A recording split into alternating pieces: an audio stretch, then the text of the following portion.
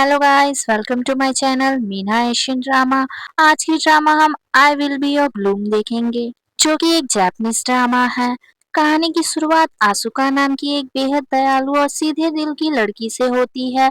आसुका का सपना एक स्कूल टीचर बनने का होता है। ग्रेजुएशन के बाद आसुका को एक स्कूल में पढ़ाने का मौका मिलता है। उसकी क्लास में सागामी सागा नाम का लड़का बेहद हैंडसम लड़का होता है, जिसका मन पढ़ाई से ज्यादा सिंगिंग और म्यूजिक में रहता है। क्लास में आसुका अपने नाम का मतलब समझाती है, जो एक मुरझाए हुए को फिर से खिलना कहती है। सागा को यह बात बहुत पसंद आती है। एक रात आसुका स्कूल का राउंड लेते समय सागा को म्यूजिक रूम में अकेले प्रैक्टिस करते हुए पकड़ लेती है। सागा डरकर छत से कूदकर भाग जाता है, लेकिन अपने वॉइस रिकॉर्डर वहीं भूल जाता है। आसुका उस रिकॉर्डर को सुनती है और सागा की आवाज सीधे उसके दिल को छू लेती है। जब सागा अपना रिकॉर्डर लेने वापस आता है, तो आसुका उसे डांटने के बजाय उसकी सिंगिंग की तारीफ करती है और कहती है, मैं तुम्हारे इस सपने से बहुत खुश हूँ। अपने सपने के लिए जी जान से मेहनत करो।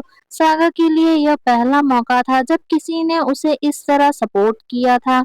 फिर कहानी 4 साल बाद दिखाई जाती है। एक नई शुरुआत होती है। कहानी 4 साल आगे बढ़ती है। आसुका अब टीचर नहीं, बल्कि डिप्रेशन के कारण नौकरी छोड़कर अपनी बहन के साथ वैन रेस्टोरेंट चलाती है। जब उसकी बहन की शादी तय होती है, तो आसुका उनके साथ न रहकर खुद आगे बढ़ने का फैसला करती है। उसे एक विज्ञापन दिखता है, जिसमें एक हॉस्टल के लिए मेड की जरूरत होती है, जहाँ रहना खाना फ्री और अच्छी सैलरी होती है। आसुका वहां पहुंच जाती है, तो उसकी मुलाकात एंटरटेनमेंट कंपनी के मैनेजर केंजी से होती है।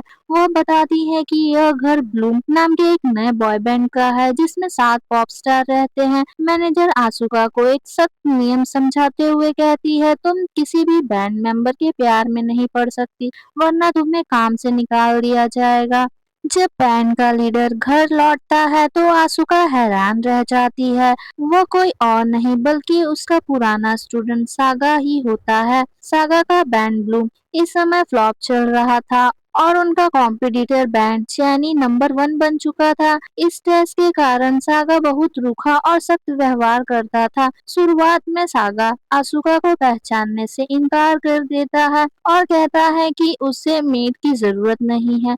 इसी बीच कंपनी की प्रेसिडेंट बैंड को कॉन्ट्रैक्ट देती है कि अगर 6 महीने में उनका परफॉर्मेंस नहीं सुधरा, तो कॉन्ट्रैक्ट खत्म कर दिया जाएगा। बैंड के बाकी मेंबर सागा की सख्ती से परेशान थे। तभी आसुका सागा के पास जाती है और उसे याद दिलाती है कि उसके अंदर वो टैलेंट है जो किसी और में नहीं है। आसुका कहती है, मेरा नया सपना अब तुम सबको फिर से खिलते हुए देखना है। सागा भावुक हो जाता है और आसुका के चेहरे पर तौलिया रखकर वादा करता है, मैं तुम्हारा यह सपना पूरा करने की पूरी कोशिश करूंगा। अब अगले सीन में दिखाया जाता है, प्रेसिडेंट ब्लूम के सामने एक शर्त रखती है। कहती है, अगर तुम 6 महीने के अंदर स्ट्रीमिंग चार्ट पर नंबर 1 बन गए, तो कॉन्ट्रैक्ट रीन्यू होगा। सागा लड़कों के लिए सख्त डाइट और वर्कआउट प्लान बनाता है।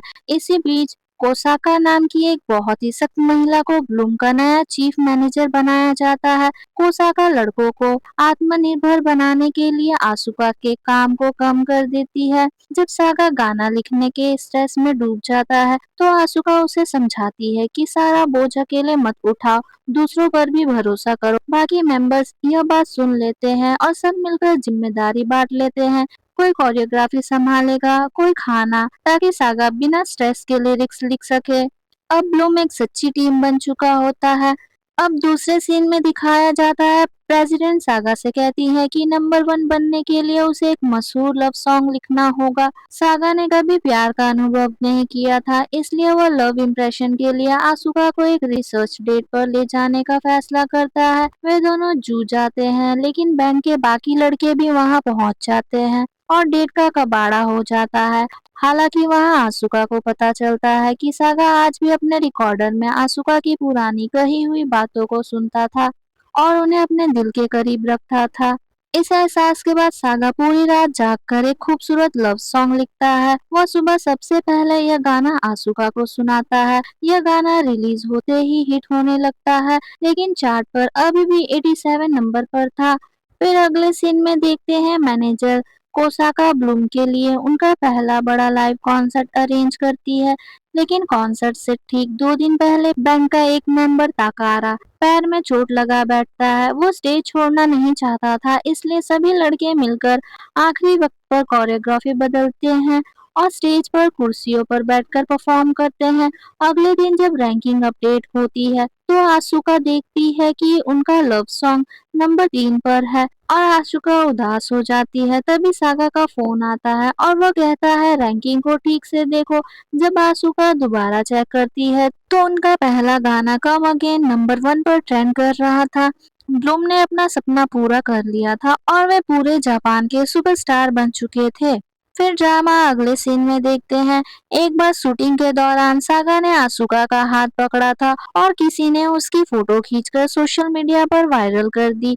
इंटरनेट पर फैंस सागा और ब्लूम को ट्रोल करने लगे। सागा प्रेसिडेंट के सामने साफ कह देता है, मैं झूठ नहीं बोलूंगा, मैं आशुका को पसंद करता हूँ, लेकिन हम डेट नहीं कर रहे हैं। कोसाका और प्रेसिडेंट समझते हैं कि दुनिया इस बात को नहीं मानेगी। ब्लूम के भविष्य को बचाने के लिए आशुका चुपचाप अपना सामान पैक करती है और बिना बताए हॉस्टल छोड़कर चली जाती है। सागा पूरी तरह टूट जाता है और मीडिया के सामने माफी मांगने से मना कर देता है, जिसके कारण प्रेसिडेंट उसे कुछ समय के लिए बैंड से सस्पेंड कर देती है। फिर कहानी 3 महीने बाद दिखाई जाती है। ब्लूम के बाकी 6 मेंबर्स बिना सागा के परफॉर्म कर रहे थे, लेकिन सागा के बिना उनके पास कोई नया गाना नहीं था। इसी बीच लड़कों को पता चलता है कि आशुका एक फ्री स्टाइल स्कूल में बच्चों को पढ़ा रही है, जहां वो बहुत खुश है। सागा उसे दूर से देखता है, लेकिन उसके जीवन में दोबारा दखल नहीं देता है। एक रात सभी लड़के आपस में दिल खोलकर बातें करते हैं। उन्हें एहसास होता है कि ब्लूम के चक्कर में वे सभी अपने जीवन के दूसरे सपनों को पूरा नहीं कर पा रहे हैं, जैसे विदेश जाकर डायरेक्शन सीखना या डांस ट्रेनिंग लेना को वो सब दबा रहे हैं। सागा उन लड़कों से कहता है, मैं तुम सबकी खुशी चाहता हूँ और अपने पैशन को फॉलो करो। वे सभी मिलकर तय करते हैं कि वे कुछ समय के लिए बैंड को डिसबैंड कर देंगे, ताकि सब अपने अपने क्षेत्र में मास्टर बन सके। अगले सीन में हम देखते हैं ब्लूम का आखिरी जापान टूर शुरू होता है। टोक्यो के सबसे बड़े वेन्यू पर उनका आखिरी कॉन्सर्ट होता है। आशुका भी प्रेसिडेंट के दिए हुए स्पेशल पास से चुपके से कॉन्सर्ट देखने पहुंचती है। स्टेज पर सभी लड़के रो पड़ते हैं और फैंस के सामने अपनी बातें रखते हैं। सागा और बाकी मेंबर्स कहते हैं, हम हमेशा के लिए डिसबैंड नहीं हो रहे हैं, हम अपने सपनों को पूरा करने के लिए एक छोटा सा ब्रेक ले रहे हैं, लेकिन ब्लूम कभी खत्म नहीं होगी, हम वापस जरूर आएंगे। पूरा स्टेडियम रो पड़ता है और उनके गाने कम अगेन को एक साथ गाकर उन्हें विदा करता है। फिर कहानी 3 साल बाद दिखाई जाती है। आशुका अभी भी उसी फ्री स्टाइल स्कूल में बच्चों को खुशी खुशी पढ़ा रही है। आज का दिन बहुत खास है क्योंकि ब्लूम अपने ग्रैंड कमबैक कर रहे होते हैं।